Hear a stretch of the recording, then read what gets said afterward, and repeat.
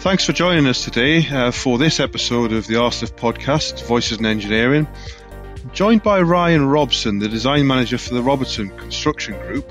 We're going to talk about the impact of coronavirus and how technology advancements will revolutionise the industry. Happy listening. Good morning, everybody, and today we have a very special guest, Mr. Ryan Robson from Robertson Construction. Good morning, sir. Good morning, Kevin. How are you today? I am very good. So, Ryan, it's all about you this morning. Yourself and Robertson Construction, the company that you represent. So, do you want to kick us off, Ryan, and tell us a little bit about yourself and your background? Yeah, Ryan Robson. Obviously, my role at the moment is design manager at Robertson Construction. I've been at Robertson for about 4.5 years now. I've been at Millers Galliford's for 16.5 years from leaving university and just ready for a change, really. So joined up at Robertson in the role that I'm at the moment. Background prior to doing design management was sort of started on the site engineering side, bit of engineering, getting in down there in the mud, and then sort of site management, that kind of background. And it came to a sort of point where, to be honest, it was a bit of I had a chat about trying to get involved in a bit of design coordination, project coordination role. And then, I don't know whether luck would have it or what maybe, I broke my leg playing rugby. So I was confined to the office. And then from that, it kind of changed, well, might as well stay here now and start doing bits and pieces. So from that point onwards, I've been doing this kind of coordination role as it would be. And that's where I am now. Robertson Construction, well, obviously we're quite a big group as an entity. It's Scottish-based. So when you look back at Robertson, we're 54 years old now, I think it is. And that was a company founded by Bill Robertson himself. Bill was a joiner by trade, and he sort of developed a joiner's shop, which became a timber engineering company, homes, construction, and just built it up to where it is now. And now we're a business that's got in excess of 3,000 employees. I think turnovers circa £750 million a year, and the varying offices throughout the UK, from up in Elgin down to sort of Sheffield. Like there's 10 in total now. It is, and the company as itself branches out not just to construction, homes, timber engineering. There's property development, various other FM's a big one at the moment as well. So yeah, we're quite a big business overall. In the northeast, obviously where I'm based, rough turnovers each year is between 60 and 70 million, thereabouts. Jobs will range again with our small works department from about £2 million job, £500,000 job, £20,000 job, up to the bigger schemes, which we're looking at the moment, which are in excess of 15, 20 million. So quite a range of sort of things we get involved with, and we're happy to look at all sorts. We pride ourselves in working with repeat clients. We try to deliver again the full life cycle business as it is, because we have a property division, we have got the FM side, so we do try and get involved at all. But our main sort of driver is working with repeat clients and doing good work and good jobs. We don't go chasing jobs. We go and pick out the right ones that suit us as a business and work for all of us involved with them jobs. So thoroughly enjoying where I'm at. It's it's obviously testing times at the moment, and you have your lows at the roller coaster ride of construction, isn't it? Everyone always gets to the point where they think, oh, what's happening next? And then before you know it, you run off your feet and you're back the way you were again. So just getting on with it really at the moment. It's a strange time for construction. You've probably picked up a theme through all the podcasts we've done this year. There seems to be two extremes in the marketplace. Some people seem to be very busy. Construction in general seems to be busier than most, but others seem to be quiet. How are you finding the marketplace just in general? If you took the past 9 months as a snapshot, we obviously went into the whole COVID sort of side where it was, and no one really knew what was going to happen next, and we kind of reacted to what was there. In a fortunate position where we managed to keep a lot of our sites going. There was a site in Prudhoe, which you guys were involved with. That was a big retail park outside, so we could make the social distancing work. We could get that working. It worked quite well. We also had a site on the quayside in Newcastle, which is a hotel, which is a lot more problematic. Because obviously you can imagine you've got however many bed hotel rooms, a lot of close confinement, but we end up going to shift work and stuff like that to make things work. So on the build point of view, things kept on going. On the sort of tender and the development side, which a lot of us get involved with, we found it it's sort of roller coaster a bit. It peaked up a bit. It died off middle of sort of summer, which partly could do with, the usual breaks in summertime. Mm-hmm. But you did see that lack of commitment in certain areas. A lot of sort of investors and people were sort of apprehensive of what was going on. And we're still seeing signs of that there now, but also we also seeing the other side of it is everyone's saying, look, let's just get on with things now. And the market is starting. We're seeing commitments are being made by clients and things are ramping up. Over the past 9 months, we've kept busy. Everyone's kept busy, especially in our region in particular. Recently as well, we've assisted with the COVID labs, which again, you guys have been involved with. Mm-hmm. It's one of those where we got a phone call on a Wednesday. Can you help us out? We need to be up and running by Monday, Tuesday. There was a contract in place and we're on site and set up for that following Friday. So we've had to react to the situations. We've had to react to clients' requirements. We've had to react to, business requirements and keep things going, really. So it's been new for everybody. I'd like to think that some of the sort of changes that we're doing and will be for the benefit longer term. It won't just be a short term, let's kind of make things work. I think there are certain things we can gain from it as an organisation and as an industry as well. There's no substitute for face-to-face meetings sat down when things need to be discussed around the table. But there's times I've spent 2.5 hours to drive to Manchester, for an hour's meeting, then 2.5 hours back. But just a pretty quick half an hour progress update. Now, let's learn from that. Let's not waste our time. Let's be efficient with it. Let's utilise these sort of Zoom calls, Teams calls, but actually let's balance it. And at times you need to be sat around the table. You need to be seen out there. You need to be looking out on site. You need to be doing things. Let's make a balance and just embrace things a bit more, It's really interesting because through conversations that I've had, some people and some companies are, and it is people-led, people lead the companies that are making these decisions. Some are embracing it, others aren't. And I won't name names, but quite recently there was a fairly large organisation that I had a meeting with, and it was nice to have a face-to-face meeting with, who said absolutely not. As soon as things relax a little bit and the vaccine comes through, we are going back to the way that we were. And I'm not sure what's right and what's wrong. I'm a big fan of face-to-face, but I think for me personally, I have learned and I have listened to people that, like what you just said there, maybe it's okay to have a Teams meeting for a quick meeting that you're avoiding the travel. So yeah, it's interesting. It'd be very interesting to see how people come out. And like I said at the start of COVID, it was the easiest thing to do was to stop. The hardest thing to do is to restart again, but restart in the right way.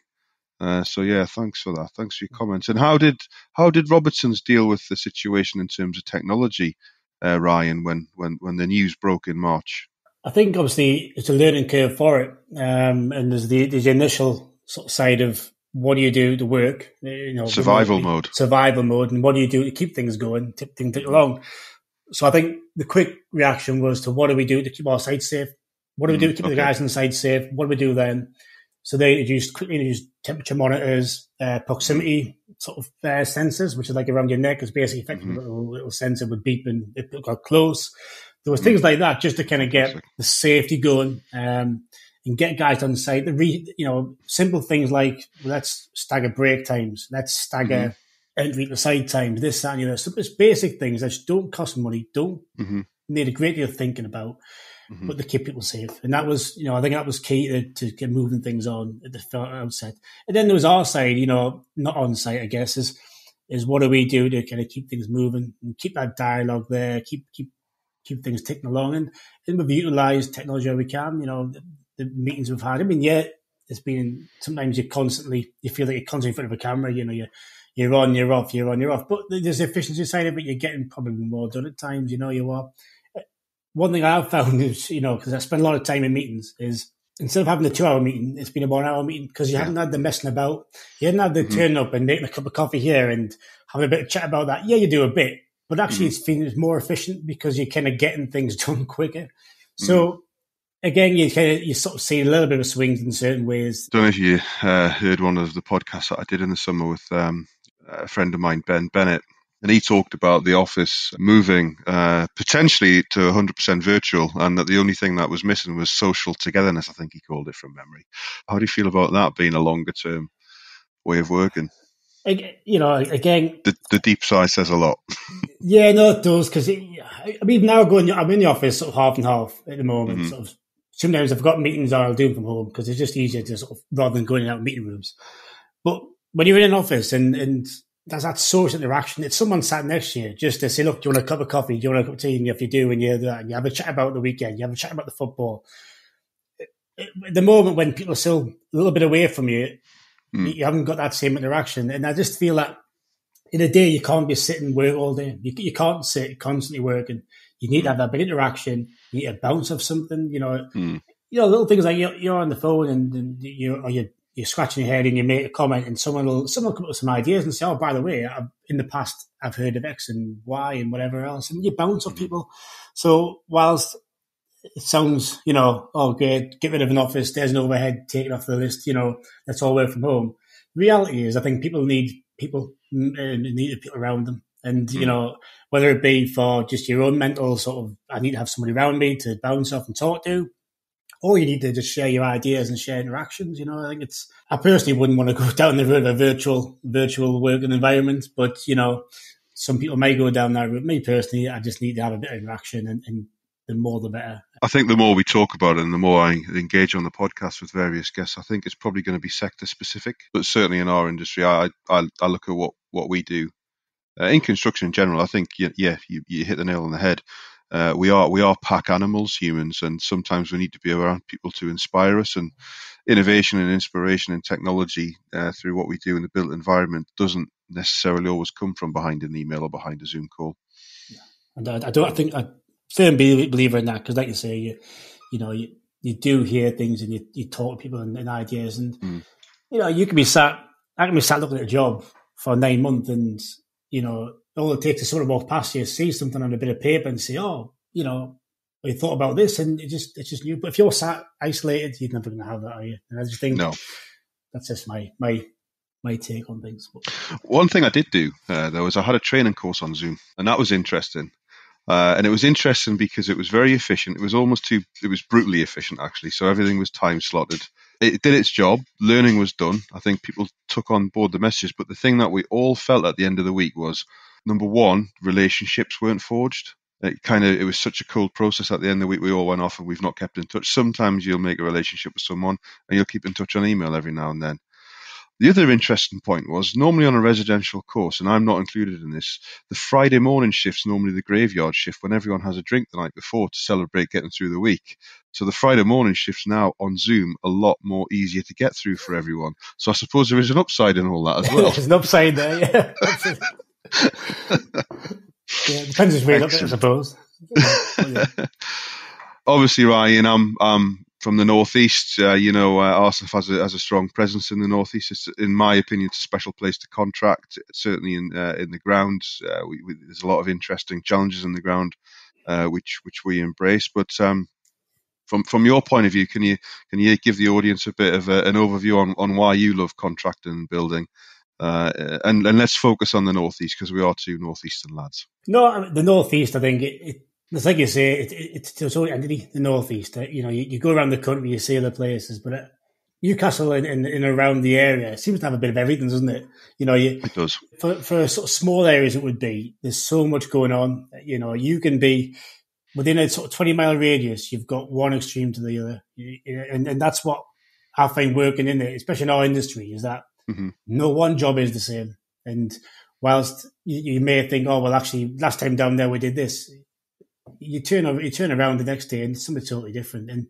And I think what the Northeast throws up there, and even the guys working around, it just seems to be a bit more buoyant. I feel that we generally work up to sort of Northumberland way, sort of where Berwick is probably the highest. We go up that way down to sort of Teesside, and again you get that range of clientele. You get a range of guys working and subcontractors that you work with, and not say, that maybe it's down south it wouldn't be, but you always feel that you've got that sort of Geordie environment, that people say the Northeast and they always want to talk to you. They'll always have a chat with you about this, that and the other. And, you can walk around the streets and someone will give you a smile and you don't know them, but they will do. And somebody in the queue will talk to you. I even find that in the industry. The guys we work with, who like to work with, be subcontractors, it's that same sort of mentality about there. And that's the Northeast as a whole, I do get a train down, somebody driving to Manchester on the train, you come down and you see the tower cranes, you see the concrete, you see what's going on. And yeah, it looks great to see, but it's like, that's what you always see. in Newcastle, all of a sudden there's a tower crane. Everyone knows there's a tower crane there because it's there's a tower crane now, and I guess not saying that we're a smaller environment, but in a small goldfish bowl type environment, but it just is that, and everyone knows what's going on, and everyone knows everybody else, and it's not quite incestual, but I do enjoy it, and the jobs that it throws up, we have various different clients, and we do range, and I've worked personally I've done public buildings, I've done, regular sort of Spanish cities, which is a one-off, I've done schools, the art gallery down in Middlesbrough is one I enjoyed working on years ago. So it just throws up that much going on there, and it is enjoyable. And I think, you see what's coming out the next few years, and and it looks good. I think it looks good what you can see in the industry, and then the area as a whole. And, it's adding benefit to the region. Right next to our office, although we're not involved with it, is the new arena, which again is going to be massive for the area. It's going to be great. It'll be, obviously, that'll bring Gateshead to life, the quayside to life. It's the side of the quayside that's been laid dormant for years. It'll tie things together, and that's just nice. It's nice. Ryan, we're going to focus a little bit on you and a little bit on your career, and I'm going to ask you a question on development. And it'll be, for me, it's really interesting how technology's developed over the years. I work in an industry where technology sometimes seems like it's moving fast, but other times seems like it's moving very slowly. Rigs, for example, technology on rigs has moved on a great deal since I joined the industry. But for you, Ryan, what do you think is the biggest thing that you've noticed in terms of positive change through technology embracement in construction since you joined your career? Big question. Big question, isn't it? Because it's the world at the moment, construction at the moment is leading towards the BIM, the BIM side of it, and integrating everything in there. And while that's great, and you can see the benefit, you can cut in there, you can see a lot more what's going on, and it helps everybody on there. The other side of it is, I don't think people are learning as much. So there's a slight negative towards that. But I think just the technology side of it and the advance it's making things easier to do, but safer as well, because when you talk about rigs, my first job was on Lloyd's Court, which is on Grey Street, which is behind the old Bacchus and Fitzgerald in that corner in there. My first job, my year out, and we had mini piling going on there. Because it was a facade retention on Grey Street, you couldn't use normal rigs, and they had to literally use the hand rigs. So there was three guys up and down on this rig, and I watched them for about 3.5 months, thinking, "That's piling, is it?" And just watching the mud, watching all that goes on, and then that's what I watched at that point. I bet now if you guys went and did that, you wouldn't have three guys bashing away on a rig there. Now technology has moved on, and that not only would it have benefited the safety side of it, it would have benefited program. The risk would go away. There's a lot, and that's in 20 years. So flipping it on this sort of the industries that we're both working in it's just, I think it's the efficiencies we're trying to get from technology these days. It's the certainty and the delivery side of it, because ultimately we're all here to try and deliver on time and within budget and keep people safe. And I think the advances in technology, be it to actually produce the work, construct, or actually sat in the background what we are sometimes, making sure things are built right and correctly. It's there to be held, but I think that's being embraced in certain times. But I do find, being my side from design, sometimes actually understanding what you're building before you put it on paper or something, that does help with things. And that's one thing I think we are slightly losing from having a cut and paste models from whoever it may be, suppliers and stuff. We're losing a little bit of that kind of understanding of how things get put together. Because whilst I wouldn't confess to know how things even go together, is, getting in there and actually saying stuff, before you start putting it on paper, it does actually help, and it helps everyone understand it. Have you embraced or dipped your toe into augmented reality yet in construction? Not massively. We've done a little bit up in Scotland on some of the, I think some of the arena bits and pieces up there, but as a region, and personally, not yet, no. I've seen it 2 or 3 years ago from our parent company as a as a pioneering project over in Denmark, and it's the next level, as you say. I don't know when it's going to come in, but I think that will be a revolutionary step change in how we build things. It's having that forecast and that visibility on how things fit together. I'm starting to see signs of it come through on social media now. Anyway, but Ryan, pop question: what's your best Yep. project you've worked on so far? Best project. I'll probably rewind back to my first project. Was probably one that had everything in there. It was middle of town. As a young, 20-year-old, who doesn't want to be working middle of town? You're mid in Newcastle. You're out there every day. You've got a facade retention going on. There was piling. There was everything going on there. There was logical digs. Really enjoyed that. And I was out there, and probably it's the most involved I've been. Setting out, knocking pins in the ground, and understanding and learning. That was great wanting to work on. The Art Gallery in Middlesbrough, again, was a one-off, working with a Dutch architect concept, and some of the stuff going on there was just totally different. And then, recently Spanish City on the base. So a one-off. So those one-off jobs, I feel, are the ones you remember the most. Not to say that, that is, I built my daughter's go to school.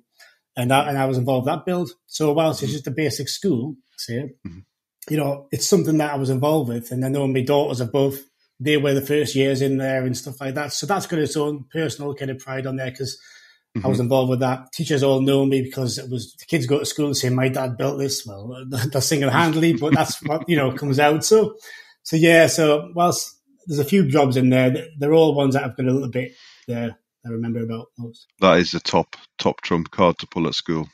My dad's bigger than your dad. My dad built the school. Yeah, absolutely. Mind you, I did get to blame a lot whenever I used to do the school runs, and there was a leak somewhere or something wasn't quite working. I was there. I got the collar. I got the finger. Your dad built the school. The one with the leaky roof. Yeah. There's pluses and minuses, I guess. Yeah, absolutely. Oh, excellent, Ryan. Excellent. Great. Ryan, just bouncing around on subjects. This thing gets talked about quite a bit in construction. That is the principle of partnering with supply chain clients. You mentioned it before. You like repeat customer. Where do you see the value of comes from and stems from for partnering through construction? We're in the middle part of a job. We've got our client above there, and I guess we've got our subbies and suppliers below. So we find that up the side, if we're partnering with our clients and we're working repetitively with them, and there's an open, honest relationship on there, we see a benefit longer term. And it's not just a one job in and out that we go there. They'll come to us early stages and say, "Look, guys, can you help us out? We've got a job coming up here. We'll give a little bit of input, off the back of just helping out." And we see that going forward. So that when you relate that, we want to treat our subcontractors exactly the same, which is why we embrace the supply chain and the partnership ethos with that way around, because that's how we want to be treated by our clients. So let's do the same with our subcontractors, because we're their clients, yourselves, and let's get in there. So we then can pick the phone up and say, look, there's a job landing on the doorstep here. We're not too sure where it's going. Gives a little bit of help here, If it's a goer, then great. We can be negotiate. We can talk a bit more on there, but let's be there, and that helps us win jobs. And by sharing that knowledge and sharing that sort of trust on there, we just feel, and I do personally, that it works both ways, and we'll see the advantage up the scale, and we'll see it goes both ways. And you want to work with people that you enjoy working with. We come to work every day. We're here, 9 hours a day, 10 hours, whatever it may be. You want to work with people you enjoy being with, and let's partner up with the right people. You want to be able to, see something coming down the line and work with somebody again, somebody you enjoy working with. I worked with a guy in the East Arrows. He was full of hell all the time, and he would bark and shout and whatever else. He'd lose his rag and the hat would be on the floor. And then you'd see him half an hour later and he'd sit down and go, it's just work, it's not personal. And I always think that's true because, you won't always think, but if you've got a trusted partner in there, they know that. They know you work, we know how they work, and it works both ways. And I think, longer term, when we're all in this long term, aren't we? Not just in here for in and out. That's partnership needs to be embraced, and that's the success. I think that the main, regionally as well, people talk and people want to work with somebody you can partner with, and that's what we do pride ourselves on, trying to be that person somebody wants to work with. No, absolutely on board with that. So we as Arslef have done some really nice projects for you over the last 12 to 18 months. I'll name a few. Shiremoor, Prudhoe, Aberdeen Biohub is another one that we've done with you recently. and obviously the lab in Gateshead there. So now we're honoured to be part of the Robertson supply chain, Ryan. So where do you think the future lies for Robertson's, Ryan? I mean, as a business, I think they're always striving to keep on pushing. I think obviously the hub is in Scotland, and that's the main sort of play on there. But they are branching out and bigger in the UK. We're recently now involved, was obviously in the press, you'll have seen it, it's nothing to hide away from, is in the Cardiff, in the arena down in Cardiff. Yeah. Mm-hmm. And that's in our major projects division and property side, getting involved there. So whilst we're a business that's family run, it's like I say, Bill is still involved. I'm not 70 plus years now. I'll probably get caught up on that one, but he's still involved day to day. And Elliot, Elliot Robertson. So it's a family run business, and the ethos is still family run in there. And I think they want to stay true to the values. So whilst there is these big jobs, there is these big, £100 million plus arenas, we are still a contractor that is looking to do, the small bits and pieces. So I think as a business, they want to maintain where they are, but not be frightened to push the barriers and go for those jobs. To be put in the same category. I mean, regionally, you see it as well, it'd be put in the same category as your big jobs. So when there's something coming out that's, a 35, 40 million pound job, you can be put in that same category. We've got the expertise in house, we've got the guys there who can do these sort of things and stuff like that. So let's push the barriers. I think that's generally where we need to be. And that's what Gary, our boss, is sort of always, let's not shy away from these jobs. We've got the guys who are capable, and let's always do it. Let's not stand still. Let's keep it going. I think the other thing, I think as a Robertson try and embrace is utilise their in-house expertise and like the timber engineering. Not always applicable, but let's use people in there. We've got knowledge and use that and embrace it more. And do you see any new markets emerging? I'm seeing from where we sit, there's a lot of contact being made about green technology, battery technology, especially. We're seeing some contact on that. And I believe there's something just been announced this morning of a potential big development up in Blythe for a huge 3 gigawatt battery research and development factory. I don't know if I've got that right, Ryan, by the way. I'm not a battery expert, I must admit, but are you seeing any new markets emerging? Probably not recently. I mean, it may be something that feeds down the way. You do see trends in markets, so you're quite right. A few years ago, it was the PRS sort of trend starting to blend its way from the northwest and down south into the northeast. Now, we are seeing a lot of that still. That will probably overtake the student resi, which again was that kind of waves maybe slowing down slightly. Although then again, we are still building student resi. So in the area, I think markets-wise, it's not saturated with the PRS yet. I think that'll be one we will see still a lot more. There is a lot of brownfield sites still to be able to be built on and stuff like that on there. So as technology moves on, as the ecology moves on, and as things develop, I think we will start seeing shifts towards probably the more bio type jobs like you're saying there. You look at the government outline for all sorts of biodiversity in the next 10 to 15 years. And I think you will obviously, you need to have an infrastructure in place, don't we? So fundamentally, we'll be front end of that, trying to build that and put that in place down the line. So let's kind of keep an eye on the government and see what comes out. I think we'll wrap up there, Ryan. I think that's been a good conversation. Sometimes I finish off on a random question. So, Ryan, I'm going to ask you, what's your favourite film? Favourite film? I'm one of those. You caught us a bit because, as a kid, I think I was always in awe of Superman. So I've got to stay. It's the original. It's Christopher Reeve. It's the full Clark Kent experience. And I think that's probably me one go-to. But,